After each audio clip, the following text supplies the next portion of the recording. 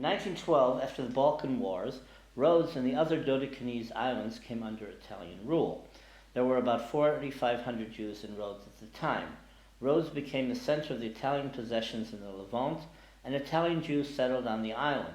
An Italian rabbinic seminary, the Collegio Rabbinico, was founded by the Italian government in 1928 to serve the Italian Levant, the Balkans, Eretz Israel, Egypt, and Ethiopia. It was closed in 1938 before the fascist racial laws were promulgated.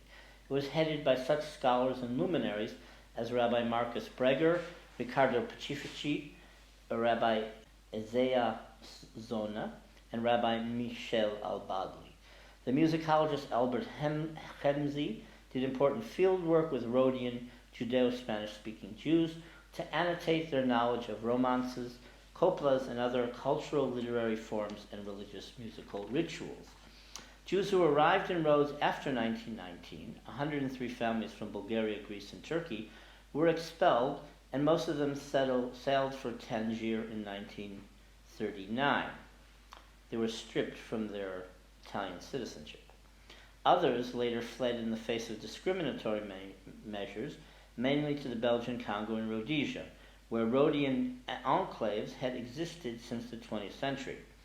Some 2,200 local Jews embarked the illegal immigration boat Reem to Eretz Israel after its northern European Jewish passengers on the shipwrecked Agios Nikolaos had been stranded in Rhodes for 6 weeks and housed at the local stadium. So all these people, because they were stripped of their Italian citizenship, or they left, they survived, and they didn't stay in Rhodes and weren't deported and annihilated in the Holocaust.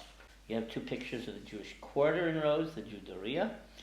One still exists on the left, the famous fountain, and on the right is a picture of traditional Jews, probably in the 20s or 30s. The last chief rabbi of Rhodes was Reuben Eliyahu Israel. He served the Jewish community from 1922 to 1932. He was also the 12th descendant of the same religiously prominent family to serve as rabbis, a succession which lasted over 200 years. Rabbi Israel devoted a great part of his life to the translation in Ladino of Psalms, Proverbs, poems, and religious works, such as Kiryat Yitzchak, the sacrifice of Isaac, and Pirkei Avot, the sayings of our fathers. I have pictures of four rabbis who were front row rabbis at the beginning of the 20th century. One was Chilabi Nisim Kudron, who at the end of his life settled in Tveria. 1915, Rabbi Yehuda Moshe Franco, who became the chief rabbi of Eretz Yisrael in the end of World War I. In 1920, you have a picture of Rabbi Yaakov Kapuya, and in 1931, a picture of Rabbi Reuben Eliyahu Israel.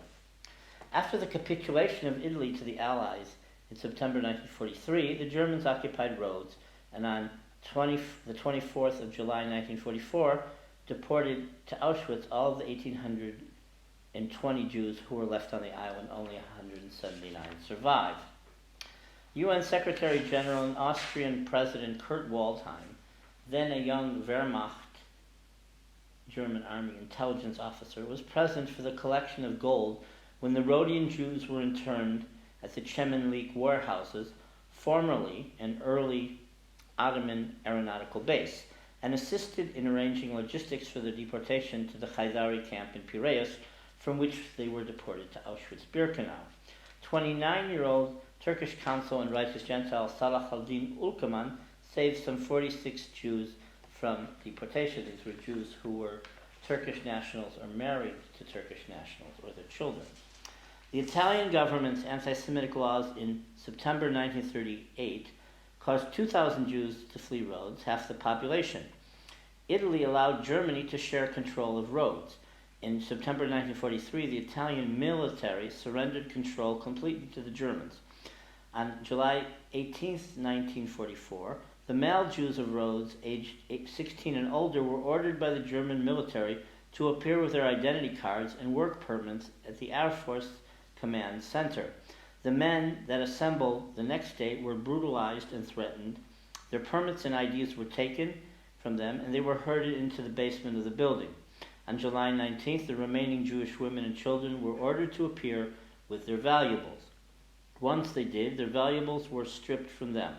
On 23 July 1944, 1,673 Jews were loaded onto 3 crowded boats and spent 8 miserable days traveling to Greece.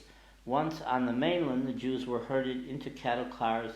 First they were in Haidari, and then they were sent by cattle cars and sent to the extermination camp of Auschwitz. Only 151 survived. After the war, 50 people who had survived on account of their Turkish nationality had left the island for Turkey, Palestine, Africa, or the United States. So those people, most of them didn't come back, but they survived because of this Turkish patronage. Those that survived the concentration camps were subject to the psychological trauma and social hardships experienced by most other Jews.